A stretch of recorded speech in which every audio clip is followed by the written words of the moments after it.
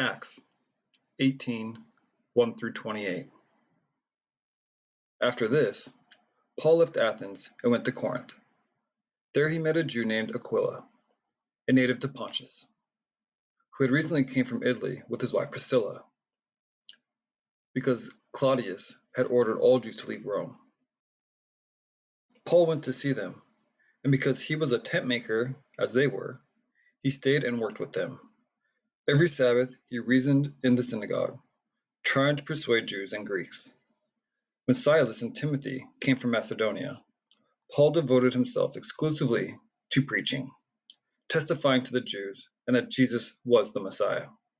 But when they opposed Paul and became abusive, he shook out his clothes in protest and said to them, "Your blood be on your own head. I'm innocent of it. From now on, I will go to the Gentiles." Then Paul left the synagogue and went next door to the house of Titus Justus, a worshiper of God. Crispus, the synagogue leader, and his entire household believed in the Lord, and many of the Corinthians who heard Paul believed and were baptized. One night the Lord spoke to Paul in a vision. "Do not be afraid. Keep on speaking. Do not be silent, for I am with you, and no one is going to attack and harm you, because I have many people in this city." So Paul stayed in Corinth for a year and a half, teaching them the word of God.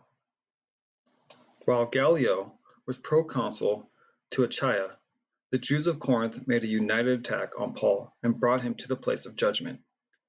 "This man," they charged, "is persuading the people to worship God in ways contrary to the law." Just as Paul was about to speak, Gallio said to him, "If you Jews were making a complaint about some misdemeanor or serious crime, it would be reasonable for me to listen to you. But since it involves questions about words and names and your own law, settle the matter yourselves. I will not be a judge of such things." So he drove them off. Then the crowd turned on Sosthenes, the synagogue leader, and beat him in front of the proconsul. And Gallio showed no concern whatsoever. Paul stayed in Corinth for some time. Then he left the brothers and sisters and sailed for Syria, accompanied by Priscilla and Aquila. Before he sailed, he had his hair cut off at Cenchrea because of a vow he had taken. They arrived at Ephesus, where Paul left Priscilla and Aquila. He himself went into the synagogue and reasoned with the Jews. When they asked him to spend more time with them, he declined.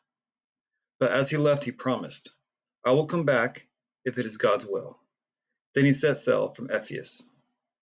When he landed in Caesarea, he went up to Jerusalem and greeted the church, and then went down to Antioch.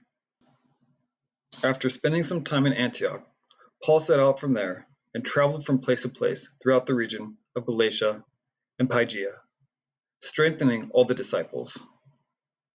Meanwhile, a Jew named Apollos, a native of Alexandria, came to Ephesus.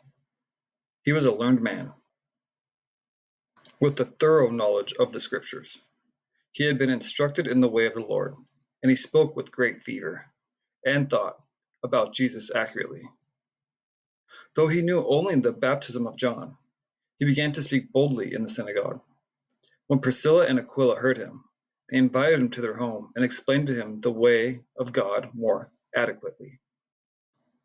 When Apollos wanted to go to Achaia, the brothers and sisters encouraged him and wrote to the disciples there to welcome him.